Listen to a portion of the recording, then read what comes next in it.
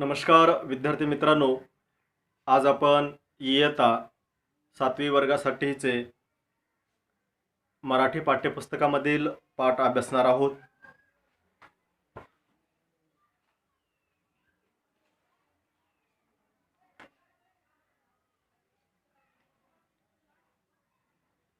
आपल्याला वेगवेगळ्या प्रकारच्या काही नियम सूचना या मिळत असतात. आपण आपल्या कुटुंबात गावात राहत असताना अनेक प्रकारचे काही नियम असतात, काही सूचना केल्या जातात.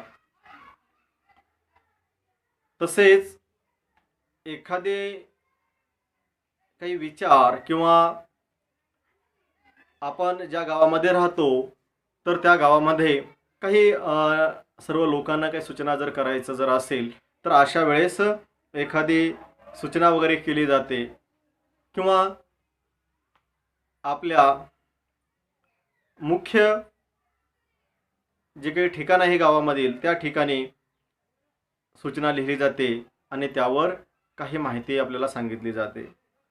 तर अशाच प्रकारचा आज हे आपण जो पाठ अभ्यासणार आहोत तो सूचना फलक या नावाचा असणारा हा पाठ आहे आणि त्या माध्यमातून आपल्याला आपण सूचना कशी वाचायची, त्याचा अर्थ कसा समजून घ्यायचं हे या पाठाच्या माध्यमातून आपण शिकणार आहोत.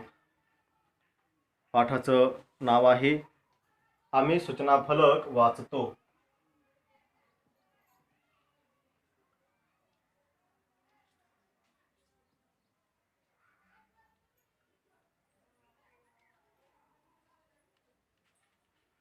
आम्ही सूचना फलक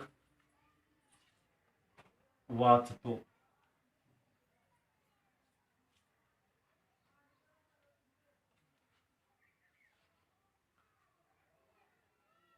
आम्ही सूचना फलक वाचतो हा पाठ पेज नंबर 17 पेज नंबरवरती आहे. सूचना फलक दिनांक 23/9/19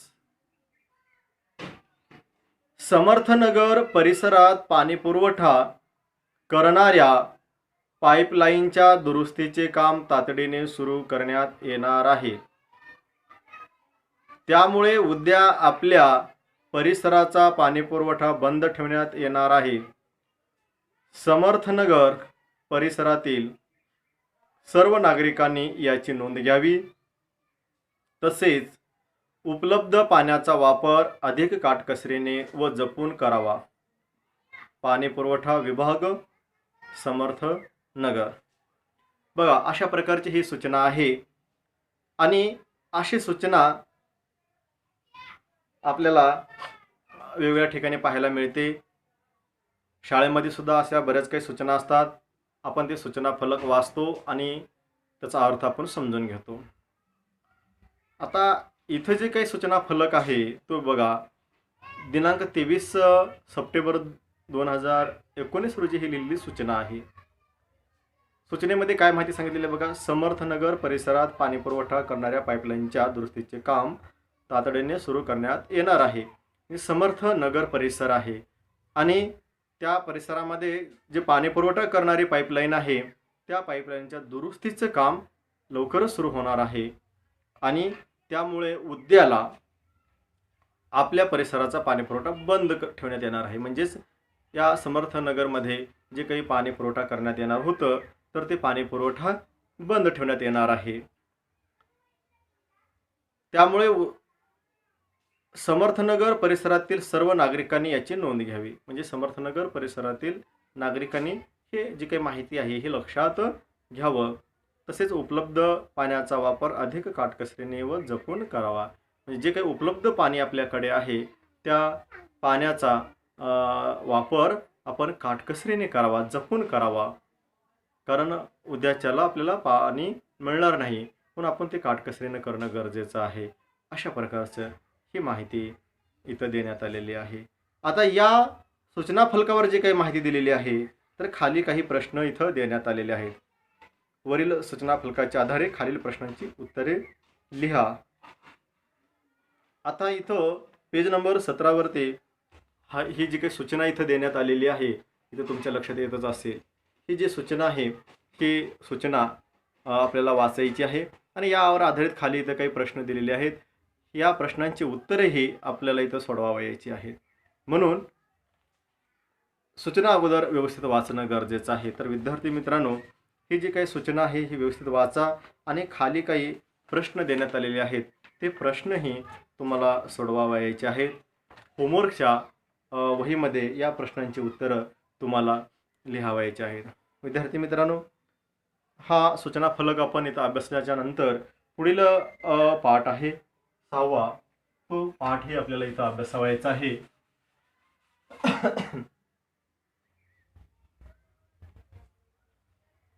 पाठ 6वा, टप टप पडती.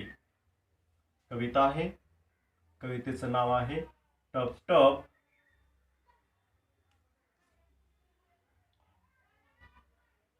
टप टप पडती.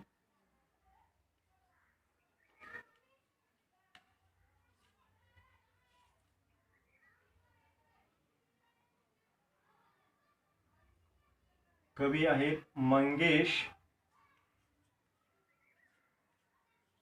पाडगावकर.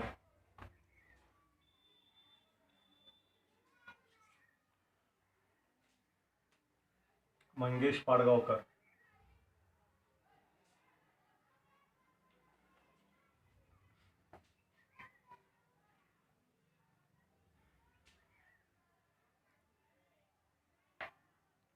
टपटप पडती ही जी काही कविता आहे, या कवितेचे कवी मंगेश पाडगावकर आहेत. यांचा जन्म 1929, मृत्यू आहे 2015. मंगेश पाडगावकर हे मराठी साहित्यामधील अत्यंत प्रसिद्ध असणारे साहित्यिक कवी आहेत. त्यांचे अनेक काव्यसंग्रह खूप लोकप्रिय झालेले आहेत, खूप प्रसिद्ध असं त्यांचे काव्य आहे. त्यांनी स्वतः अनेक कविता सादर केलेल्या आहेत, त्यांचे अनेक कार्यक्रम झालेले आहेत. असे अत्यंत प्रसिद्ध असणारे हे साहित्यिक आहेत. मंगेश पाडगावकर यांचे जे काही साहित्य लेखन त्यांचं आहे त्यामध्ये बघूया. धारा नृत्य, जिप्सी, छोरी, मीरा, सलाम हे त्यांचे कविता संग्रह प्रसिद्ध आहेत. बघा, धारा नृत्य, त्याच्यानंतर जिप्सी. जिप्सी हा कविता संग्रह तर अत्यंत प्रसिद्ध असा असणारा हा कविता संग्रह आहे. या जिप्सी या कविता संग्रहामध्ये खूप खूप सुंदर अशा कविता त्यांनी लिहिलेल्या आहेत. त्यांच्या कविता वाचन करत असताना मन मोहून जाऊ शकते अशा प्रकारच्या सुंदर कविता त्यांनी लिहिलेल्या आहेत. छोरी, मीरा, सलाम. सलाम हा तर जो काही काव्यसंग्रह आहे तो राजकीय गोष्टीवरती आधारलेला हा काव्यसंग्रह आणि त्यावर कडाडून टीका करणारा हा कविता संग्रह, खूप प्रसिद्ध असा असणारा हा कविता संग्रह आहे. तर अशा प्रकारचं मंगेश पाडगावकर हे मराठी साहित्यामधील अत्यंत प्रसिद्ध असणारे साहित्यिक आहेत. त्यांनी खूप मोठ्या प्रमाणावरती साहित्य लेखन केलेलं आहे. तर यामध्ये त्यांचं जे काही चरित्र किंवा त्यांच्याविषयीची जी माहिती आहे तर खूप पुष्कळ प्रकारे आपल्याला सांगता येऊ शकेल. मंगेश पाडगावकर म्हणलं तर एक मराठी साहित्यामधील एक मैलाचा दगड ज्याला म्हणावं असं ते ठरू शकतील. त्यांचं काव्य मनाला मोह पाडणारं असं काव्य आहे. हृदयाला एक प्रकारचं हृदयस्पर्शी असं असणारं हे काव्य त्यांचं आहे. आता ही जी प्रस्तुत कविता जी आहे, मोकळ्या कुरणावरती असणाऱ्या प्राजक्ताच्या झाडाची पडणारी फुले व त्यांचे सौंदर्य अनुभवणाऱ्या मुलांच्या मनातील आनंद प्रस्तुत कवितेतून कवीने व्यक्त केला आहे. तो आपल्याला इथं अभ्यासावयाचा आहे.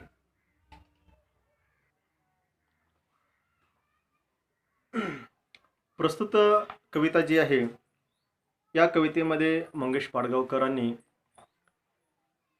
मोकळ्या कुरणावरती असणाऱ्या प्राजक्ताच्या झाडाची पडणारी फुले व त्यांचे सौंदर्य अनुभवणाऱ्या मुलांच्या मनातील आनंद प्रस्तुत कवितेतून कवीने व्यक्त केलेला आहे असं म्हटलेलं आहे. प्राजक्ताचं जे काही वृक्ष आहे आणि त्याची जी काही असणारी जी काही फुलं आहेत आणि ती मोकळ्या कुरणावरती पडत आहेत. आता मोकळं कुरण, कुरण म्हणजेच काय, गवताचं असलेलं त्याला मोकळं कुरण असं म्हणलेलं आहे. आणि मग हे मोकळं जे काय कुरण आहे गवताचं, यावरती प्राजक्ताच्या वृक्षाची सुंदर सुंदर खाली फुलं पडतात त्या कुरणावरती. तर आणि त्या फुलांचं असणारं सौंदर्य आणि त्या सौंदर्याचा अनुभव घेणाऱ्या मुलांचे मनातील जो काही आनंद आहे, त्या आनंदाचं वर्णन अत्यंत सुंदर पद्धतीनं या कवितेमधून कवीनं केलेलं आहे. अत्यंत सुंदर अशी ही कविता आहे. आता या कवितेतील काही शब्दार्थ जे आहेत त्याचाही अर्थ आपण इथं जाणून घेणं गरजेचं आहे. कुरण म्हणजेच गवत, चराऊ जमीन. भरारा म्हणजे भरभर. झोपाळा, झोका. झोपाळा म्हणजे काय, झोका. खुळे म्हणजेच वेडे, अशा प्रकारचं. पहा, अगोदर कविता आपण या ठिकाणी म्हणूया. कवितेतील शब्दावर लक्ष द्या. प्रत्येक शब्द आणि प्रत्येक शब्दाचा उच्चार सुस्पष्ट असा उच्चार करा. माझ्याबरोबर कविता म्हणण्याचा प्रयत्न करा. गेय स्वरूपामध्ये मी कविता इथं म्हणण्याचा प्रयत्न करतो. तुम्ही ही कविता ऐकून तशाच प्रकारचं म्हणायचं आहे. त्याचा उच्चार योग्य पद्धतीने करायचा आहे. कवितेचं नाव आहे टपटप पडते. टपटप पडते अंगावरती प्राजक्ताची फुले. टपटप पडते अंगावरती प्राजक्ताची फुले. भिरभिर भिरभिर त्या तालावर गाणे आमुचे जुळे. टपटप पडते अंगावरती प्राजक्ताची फुले.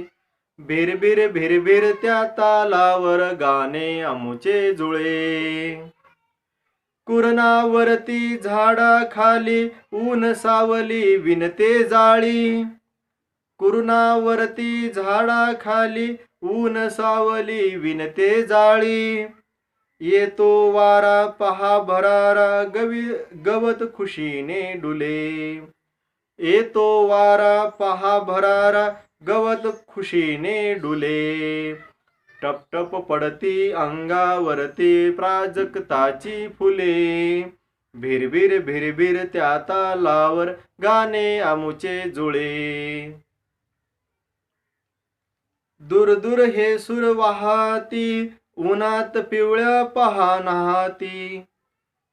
दूर दूर हे सूर वाहती उन्हात पिवळ्या पहा नाहती. हसते धरती फांदीवरती हा झोपाळा झुले. हसती धरती फांदीवरती हा झोपाळा झुले. टपटप टपटप पडती अंगावरती प्राजक्ताची फुले. टपटप पडती अंगावरती प्राजक्ताची फुले. भिरभिर भिरभिर त्या तालावर गाणे आमुचे जुळे. गाणे आमुचे झुळझुळ वारा गाणे आमुचे लुकलुक तारा.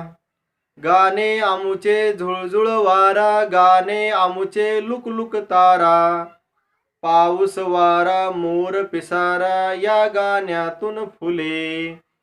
पाऊस वारा मोर पिसारा या गाण्यातून फुले. टपटप पडती अंगावरती प्राजक्ताची फुले. भिरभिर भिरभिर त्या तालावर गाणे आमुचे जुळे.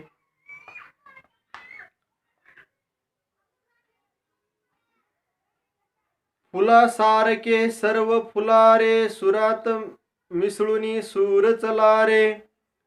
फुलासारखे सर्व फुलारे सुरात मिसळून सूर चलारे.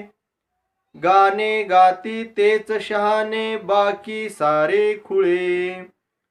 गाणे गाती तेच शहाणे बाकी सारे खुळे. टपटप पडती अंगावरती प्राजक्ताची फुले. भिरभिर भिरभिर त्या तालावर गाणे आमुचे जुळे. भिरभिर भिरभिर त्या तालावर गाणे आमुचे जुळे. अशा प्रकारची ही कविता या ठिकाणी मंगेश पाडगावकर यांनी लिहिलेली अत्यंत सुंदर अशा प्रकारची ही कविता आहे. बघा प्राजक्ताचं वृक्ष आहे आणि त्या प्राजक्ताच्या वृक्षाला सुंदर सुंदर असणारे जे काही फुलं आहेत, त्या फुलांचं सौंदर्य पाहून मुलं मोहून गेलेले आहेत. ते फुलं गवतावरती, कुरणावरती पडलेले आहेत आणि त्या फुलांचं सौंदर्य मुलांच्या मन मोहून घेतलेलं आहे आणि त्यांच्या मनातील आनंद या ठिकाणी कवी